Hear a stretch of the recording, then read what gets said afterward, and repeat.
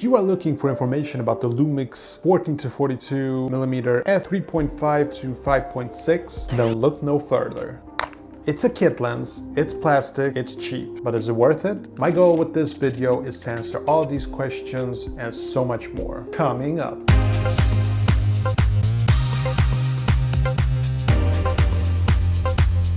What is up, my friend? This is Vinny from VinGin for free, where we talk about nothing but cameras and lenses. If this is your first time to the channel, don't forget to hit that like button, subscribe, and don't forget to hit that notification bell so you get notifications whenever I release a new video. Let's go. Okay, so this is basically a zoom lens, not a prime lens, which means it's more all-roundy. It's a kit lens. Now, kit lenses are very notorious for being cheap and less than good. But there are the occasional exceptions, like the Canon 50mm, for instance. So is the 40-42 an exception to the rule? Sort of. But tell you what, I'll get back to that. Okay, so what's in the box? You get a really nice lens bag with your Panasonic 14-42, as you get with all Panasonic lenses. Now it's cool, but I don't have mine. I usually throw them away. I just don't see the point of them. I don't know what to use the lens bag for. And you also get a really nice lens hood. This lens hood, just pop it on like so. Boom. Build quality. Okay, it's a kit lens, that's for sure. So it means it's plastic. And I mean really plastic. And the bad part about it is that even the inside mount is plastic. This is really bad. This is my biggest complaint about this lens. Now, I take care of my lenses and my cameras, but if I drop my camera, there is a big chance that this lens will break because the inside hinges will simply snap. It's plastic. Size and weight. Okay, this is a really small lens compared to my 14-140. This is actually very small, and it's light, and it's about 110 grams. That's great. I really like that. The focus ring is kind of small. I wish it was a bit bigger. The zoom ring. Okay, so it works like this. The lens extends when in wide, and it also extends when in tele. So yeah, you get the picture. I'm not a big fan of it, but you know what? It's small, I don't mind it that much. The filter ring is 46mm, and it doesn't rotate when you're zooming or focusing. That's really good. Close focus distance is about 20 centimeters, which is actually pretty damn good. The AF motor, it's quick and it's quiet, it's focused by wire again, but you know what? I don't mind it so much. I kind of like it. This is very typical for Lumix lenses anyway. Some hate it, others don't.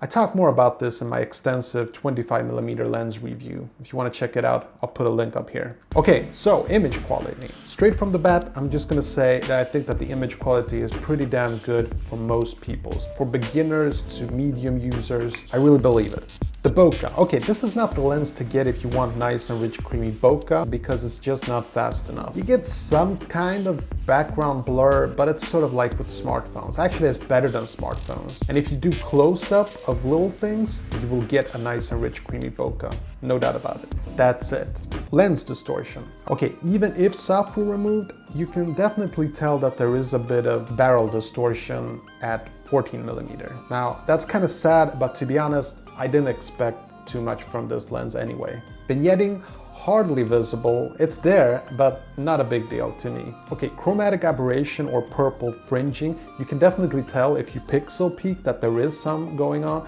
but it's not a lot, and most of it you can reduce with software, so it's not a big deal. Okay, flaring. There is some flaring in direct sunlight at 14mm, and that's not good. But you can also use a lens hood and you can sort of direct your shots to avoid those type of shots. Sharpness. Okay, sharpness on this thing is totally fine. If you start to go above 25mm, you start to lose sharpness.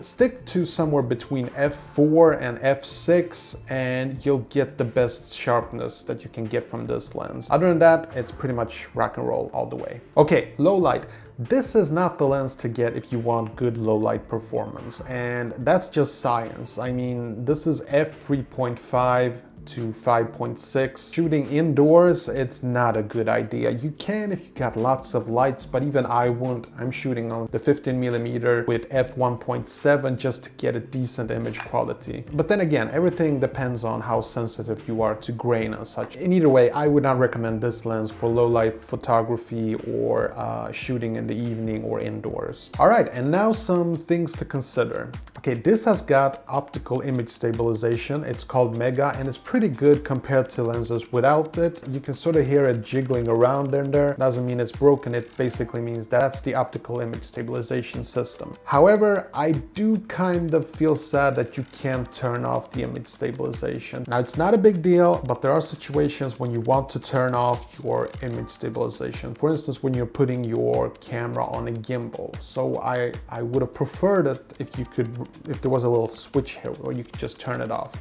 Okay, so vlogging. I think that this lens is perfect for vlogging because it's a very wide lens, and I'm holding this handheld, as you can see.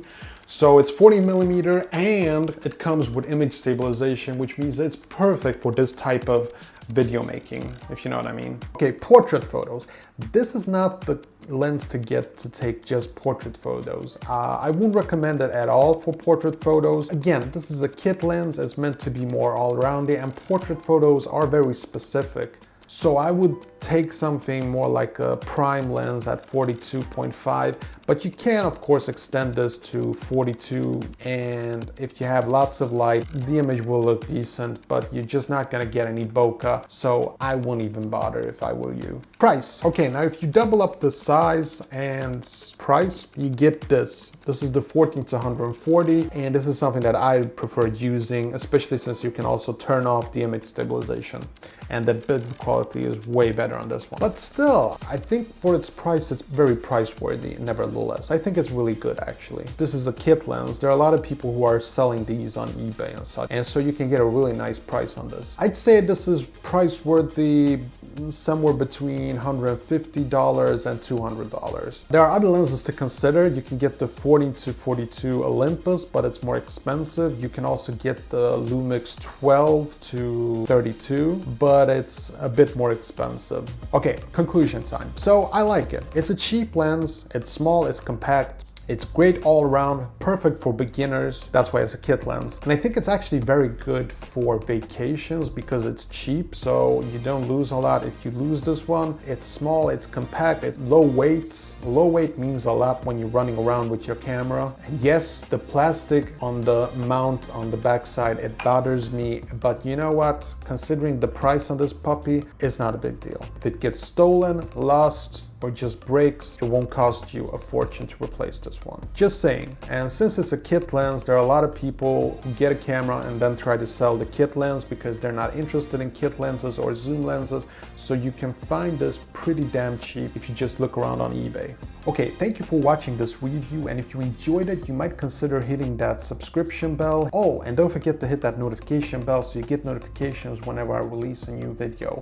And as always, I'm on Twitter and Instagram. And if you have any questions, put in the comment section below. Let me know what you think about this particular lens. And if you want to check out other lens tip tutorials, then you can just click here or here. And don't forget to subscribe. Until next time, this is Vinny from VinGin for free, wishing you a magical day. Take care.